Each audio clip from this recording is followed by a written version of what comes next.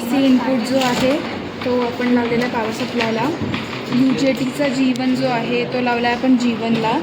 नंतर G2 जो आहे तो UJTचा G2ला. नंतर लोडच्या अक्रॉस जे पॉझिटिव्ह निगेटिव्ह जे आहेत म्हणजे लोडच्या अक्रॉस आपण DC मोटर लावलेली आहे आणि आपण ह्याला मेजर करतो आहे मल्टीमीटर. अच्छा ते खूप कमी RPMवर चाललेली आहे.